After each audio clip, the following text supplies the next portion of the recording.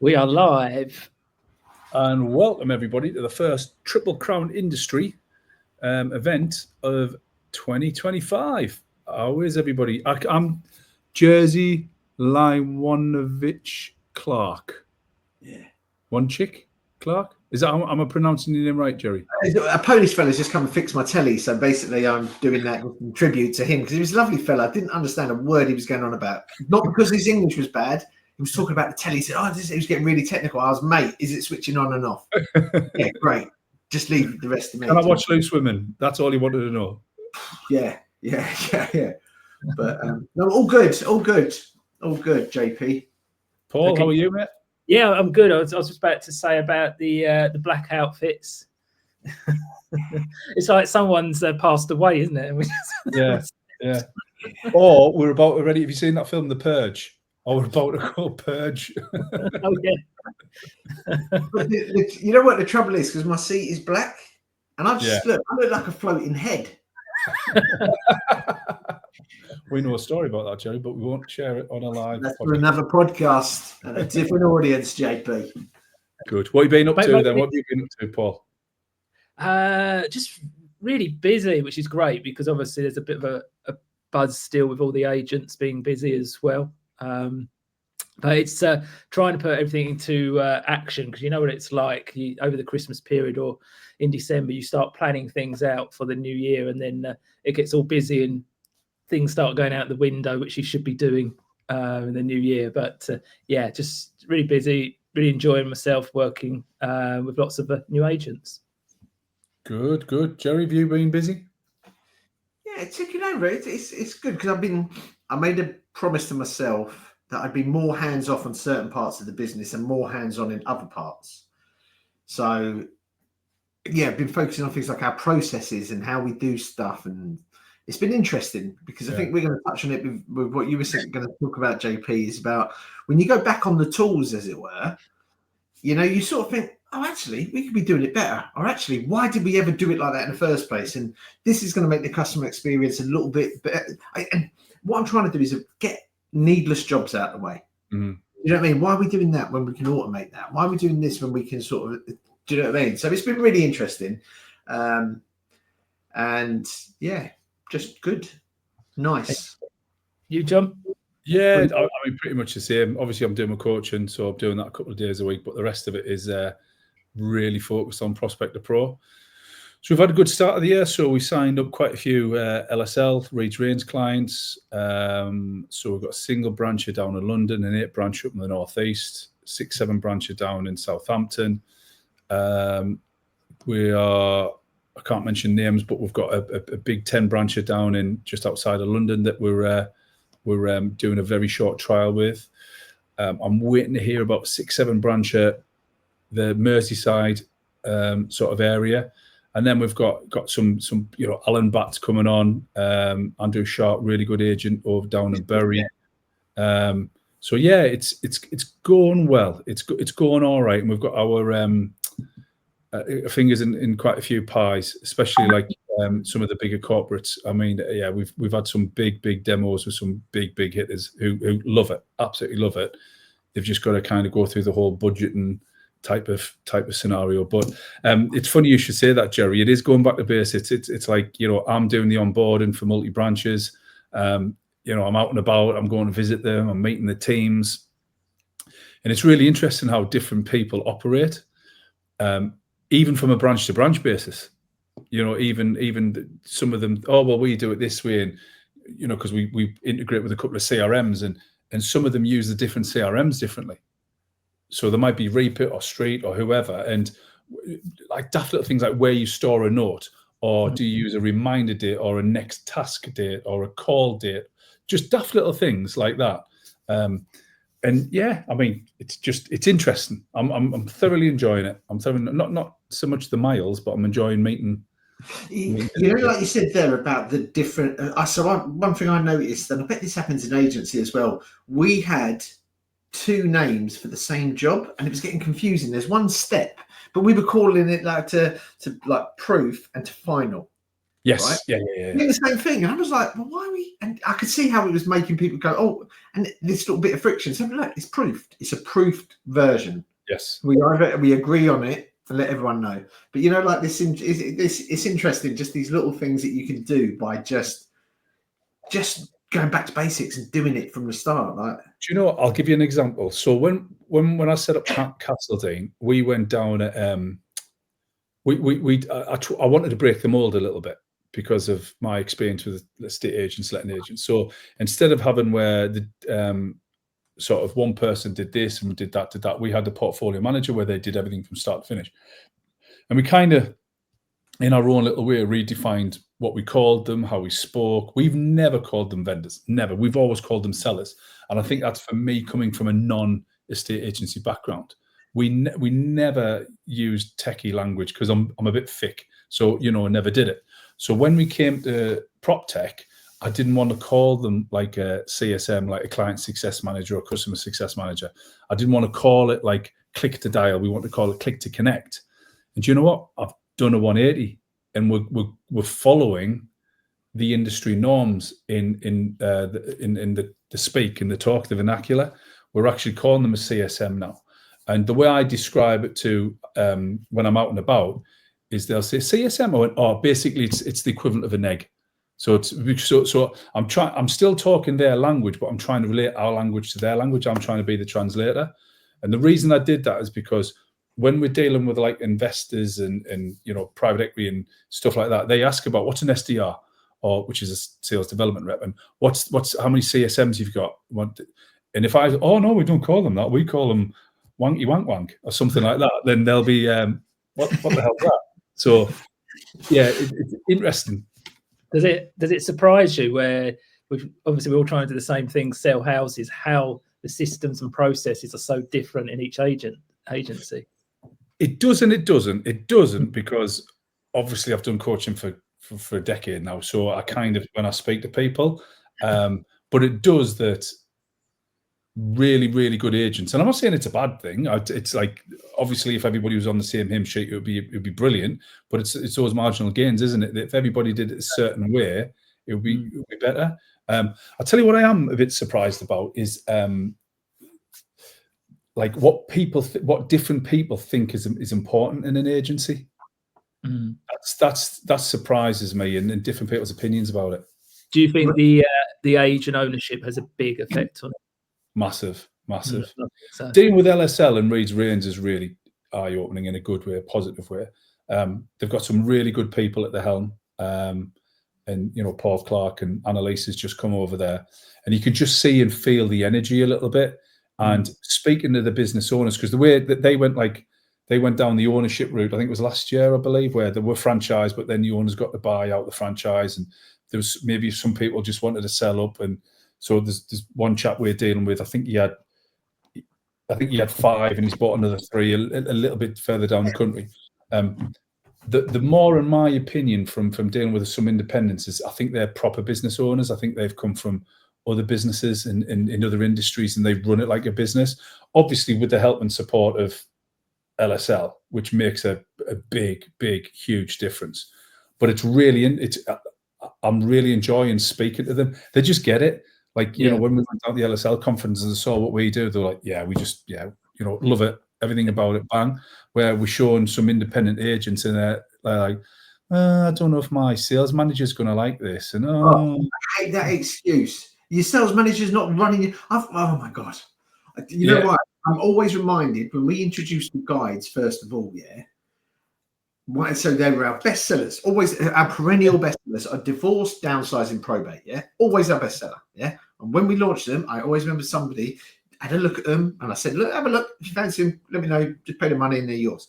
He went, my sales manager said we've never had to use them. Yes, it's a new product, you fucking idiot. Do you know what I mean? Mate, but that is what is holding people back. It's a closed mindset. So again, I know it's a bit of a wanky phrase, growth mindset and all that, but it is. But also as well is I always remember this because it was I forget his name. It's boxing. It was one of the boxing promoters, Frank Warren or Eddie Hearn, said people are scared of change because change often requires hard work. Yeah. Or a bit more. Actually, I think he actually said a bit more work. to get over that initial change, even if it's, do you know what I mean? Interesting. There's literally books. There's actual theories. It's called change management. I did it one of my bloody management degrees, and I like. Ooh, I've got 2 management degrees. I've got 4, but who's counting? Have you? Have you really? Yeah. Wow. I've got a foundation degree in housing and communities, an honours degree in marketing, and I've got a CMI level 6, which is like a bachelor's degree in strategic leadership, and I've got a master's in strategic leadership. All right, Rodney. What a nerd. And on this episode of the 3 Crowns Triple Crown, we find out that JP is quite sad. Do you know what I did? I did every single one like years after I've left college, like years after, and I just did it for the shits and giggles, as in like, housing and communities was all about the social aspects. So that was when I was growing Castledane. And we're doing a lot with housing benefit, and I wanted to get into it. So that was only like a year course. I actually went for the bachelor degree, which was the level 5, 6, I think it was. But they basically said is, you haven't done education for so frigging long, like literally 15, 16 years, 17 years. You've got to do a foundation degree. So I said, I'll have that one. Did it, loved it. And instead of having to do a 2 or 3 year thing because you've done the foundation, it says, you've got to do a year top up. And that was all about the theory and, you know. A genuine question. How valuable do you think those degrees have been to you in business, in life in general? Quite actually. So things like critical analysis. So you'll never see me arguing with anybody. You know how I'm always like come across as quite like measured, and everybody says that. I never lose my rag, ever. And there's things like critical analysis, which is the way of thinking it from both sides.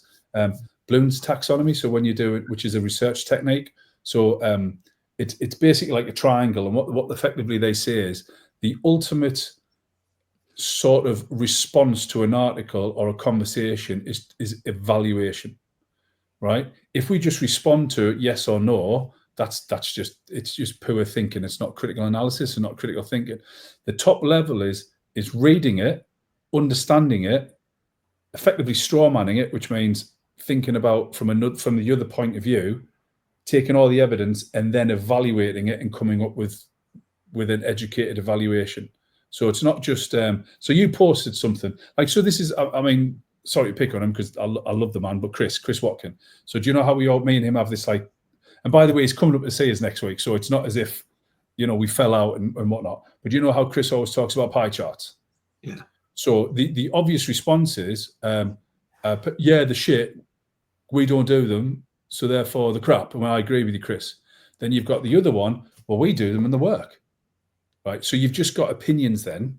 So I don't know if you saw me the last couple of times, I've actually put scientific facts into it. So I went away, researched it, not only used like anecdotal evidence, like yes, it worked for us when we had the agency. Yes, it works for my coaching clients, but literally went back and went, look, there's actually a lot of sales psychology and evidence to back this up. So not only is the evidence and sales psychology and theory, they've got anecdotal evidence of working for agents. There's literally nothing to argue about, like absolutely nothing. So that was, I evaluated Chris's point. And did you know, I was absolutely fully prepared. If the evidence turned around and said, John, you're talking a load of tosh, I would have gone back and said, or a private message him with the hope that he didn't plaster it all over social media. You might be a little bit right on this one, Christopher. Yeah. So I learned that. What's the thinking behind it? Is it a social proof thing that when people see the pie chart or? Yeah. So there's a lot of theories behind it. So people want to be associated with winners. People want to be associated with that. And you look at things like people. It's why people believe the media. Right. Look at all the mainstream media. I mean, we all know it's been proven wrong so many times, but we still believe it because it's on telly. So if you put a pie chart up, effectively, whether it's true or not, people believe it because it's coming from a position of authority and it's a position of power. Also, people like to be associated with winners. When was the last time you went to a restaurant and you said, it does the 13th best pizza in the area, so that's why we chose it? Yeah, you don't, because it's got the best pizza or it's the best one you could get into. So if you're selling the most houses or you've got the best for sale rate or asking rate, people want to be associated with that. There is a visual aspect to it as well, the brain. When you're looking at an image or you're looking at something that reflects sort of a result, the brain sort of digests it to that. I understand it. It's that Yeah. I clearly see that they are the winners or whatever. But most back to your point of it, I think more. It's a ridiculously high. I can't remember. I think it was over 70% of people are actually prefer diagrams and visual learners.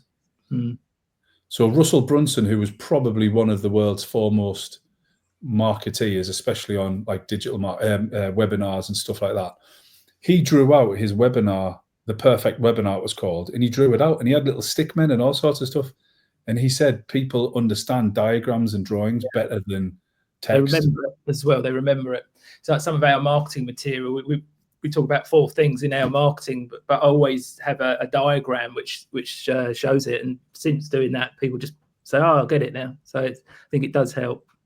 It's interesting, isn't it? Yeah, really interesting. Cool. What else? What else is happening? So I've got something we wanted to talk about, and something which I think agents should think about for 2025, and that is the importance of frequency, both on a digital level, but also offline as well. So I think John, you did an email this week which got me thinking a bit more about it, but the need for frequency now is more important than ever. So a couple of stats, one which John brought up as well, was that, touch points, the number of touch points that people need to see you now before really, reaching out to you or using your brand or service, or even taking note of your brand, has just gone through the roof. And it used to be, single touch points. Now, possibly we're in hundreds. It's that many.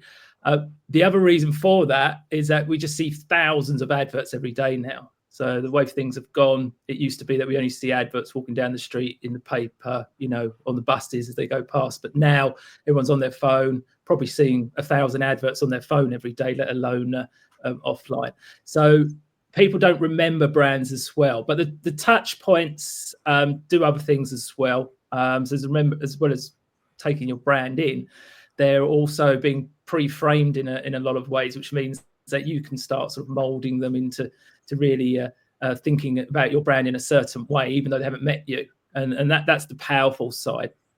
But what we've seen, just to break it down a bit further, is that when we've looked at what the best agents are doing, they do that lead generation, which everyone talks about, getting that lead, getting that person's name, number, and email address. But the really powerful part now is showing up more often. So the frequency, how often you're showing up. And in my mind, in 2025, I really do think the agent that gets seen the most is going to be the agent that wins the most, if they're showing up regularly. Yes. Oh, no, sorry, I was just, when he was knocking on the door to come in, and I sort of a bit like Elon Musk, but it wasn't a Nazi salute. It was basically, no, I'm on the Zoom with the lads. Go away. It's, what's interesting about that frequency thing that you got me, and you said about the areas that you show. I think it's also, what areas are you showing up in, right? I've literally got an example, and I don't check my phone, but it's just flashed up, and it's from a member who I sent a congratulations card to say happy anniversary. His business has just celebrated 16 years. Great achievement, by the way.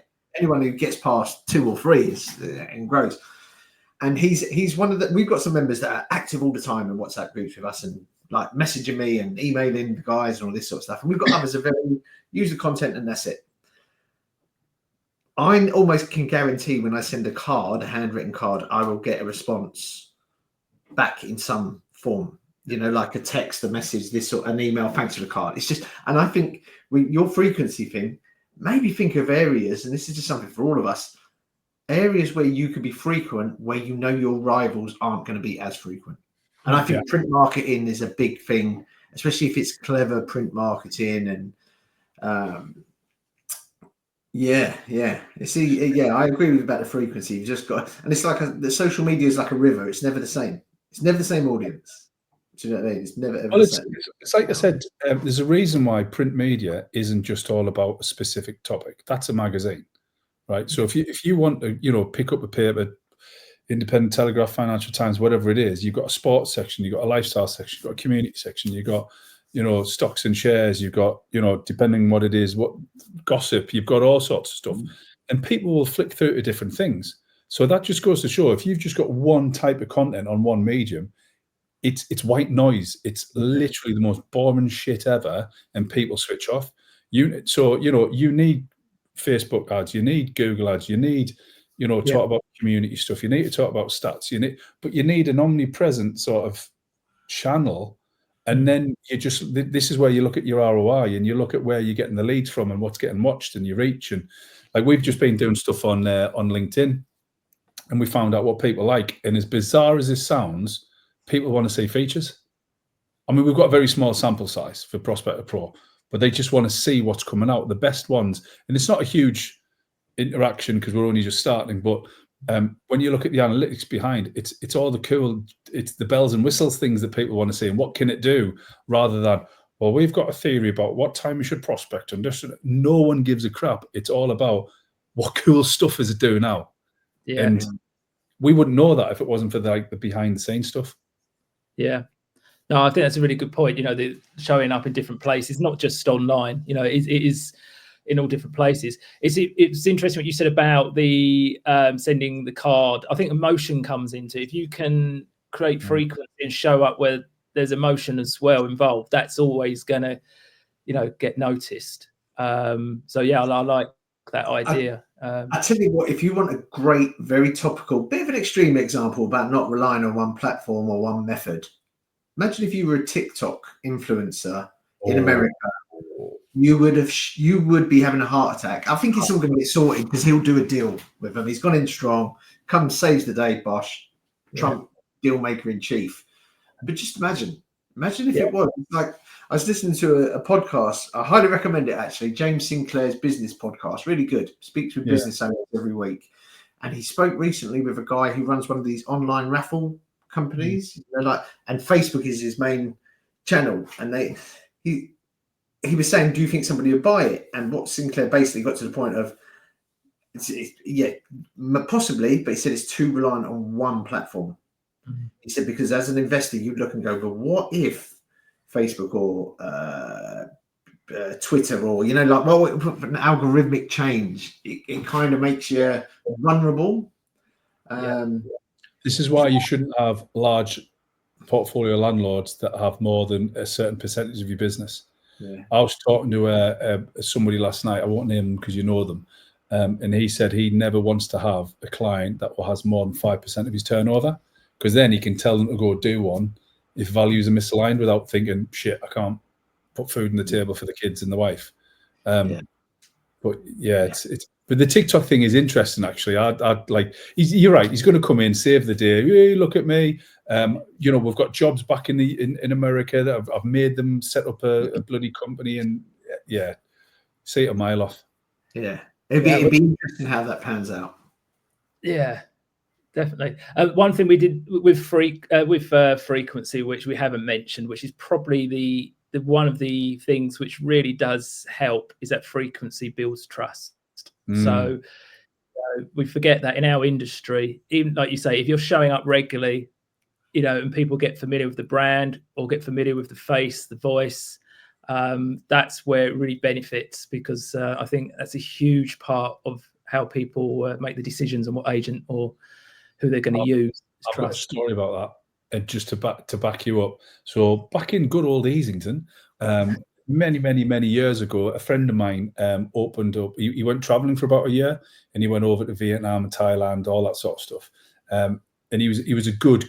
He wasn't classically trained, but he was a good chef. He was a good cook. I think they call him cook. I think there's a difference.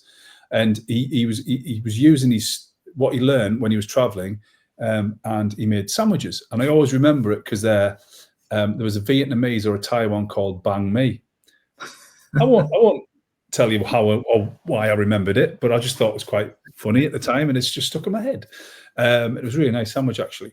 But and this is the frequency thing. He used to have your normal stodge, and then your sandwiches from all over the world. But sometimes he just didn't feel like opening up, and sometimes he'd been on the drink on a Sunday night, and he wouldn't open on a Sunday morning from Monday morning. And I was his pal. And we had the head office, and a lot of the girls used to go up and get the sandwiches and come back and eat them at the desk. And it got to the point where they'd order in, or they'd go to the Co-op, or you're not going to Pete's, the Village Cafe it was called. You're not going to the Village Cafe? No, he's never open. And I'd go, oh, he's open. Well, I just don't want to take the risk. Yeah. And they just switched off. And eventually, 6-7 months later, he shut down. Yeah. Yeah, and it's so true. You turn up once, closed, turn up twice, that's it. Job done. You're not going back. What's it? To go back to your point about percentage of clients making up your turnover. I remember when I started off and I was doing the PR, we had one big client, right? 30%, maybe even 40% at times. And honestly, the amount of stress I had around that one client, because if he'd have pulled his business, he never did. He was a good bloke actually, but he had me by the balls if he wanted to. Do you know what I mean? He really, really did. So I think that's a really valid point. Yeah, frequency. Yes, yeah. Like that. What else? What else is going on in the world that we can talk about? America's president. Did you know that? I want to give my Daily Ideas group a shout out because we're growing that like a mother foe. It's growing massive, isn't it? Yeah. I think we've got 600 now, 580. But the premise is very simple. Just keep giving one good idea every Monday to Friday. Don't sell to people. The audience builds itself. We get people just, so-and-so, can I join? Yeah. Just join as long as you're not going to spam anyone and you're a UK agent or supplier. And again, the reason why I like that is because I'm not reliant on an algorithm. But the reason why I'm cautious of it is because what if WhatsApp changed something? Do you know what I mean? So I've sort of, it's unlikely, but who knows? That the TikTok example is a really relevant one. I think. I'll tell you what, if WhatsApp changed something, then there's a few suppliers in this industry going to be up the creek without a paddle, because a few of them aren't following Meta's business advice. But I'm not going to name any names. What is the business advice? Just so I know, because I'm interested. Basically, you have to use, if you're going to be using it for a business, like maybe like an omni-channel where you're WhatsApping for business, you've got to use Meta's business channel. There's a few people that are using what's called a reseller. So they're effectively just white labeling WhatsApp as their own ABC WhatsApp or whatever. So you've got to be very, very careful about that. That is the one that, Paul will know a hell of a lot more because he's the Meta expert, but Meta are very, very shit hot on certain things. So and they do. Go on, mate. As they do a lot of changes all the time with WhatsApp. Yeah. Incredible that, though, isn't it? They're not bothered about the truth being put out on their platform, but they're really bothered about all their platforms, should I say. So here you go. Have you, Mark Zuckerberg's just done a podcast with Joe Rogan, and I'm about halfway through. Very interesting. Holds his hands up, and he said he got it wrong, but on certain things. But he literally says during COVID, the US government came to him and said, you've got to take that down. You can't have this, you can't have that. They were trying to censor him. Right. You've got to have some sort of algorithm that takes anything down about misinformation or this, and this. And he said, in the beginning, we listened too much to them. Right. So he said, because Zuckerberg's all about freedom of speech and expression and all that. And he's actually take the robotic thing out of the way. I think he's a good guy. I'm going to watch that because I've got a preconception of him that I think he might actually be a robot. He comes across all right. He comes across very well, actually. He's into jiu-jitsu and Thai boxing and MMA, so I like him already. That's because he's just a nerd. All these nerds now, man. Look at what's his name? Who's the fella that runs Amazon? Oh, Bezos. No, but I liked it when tycoons just like were nerdy, like Bill Gates. Now they're all buff and ripped and want to get you in an MMA ring. Do you know what I mean? Let's bring back Bill Gates. Let's bring back, I don't know, Robert Maxwell, big fat fella, fell into the sea. Apparently. Yeah, for fraud or something. Allegedly. Yeah. Dart in the back of the neck. Yeah. And I think, gentlemen, on that note, we've been going for about half an hour now. Any final thoughts? Anything you want to leave our audience? I think we just leave them like this. I'll tell you what, let's all put our hands up, take a screenshot, and they'll think they've sort of been listening to some satanic cult or some shit rap band. Right, here we go. There we go.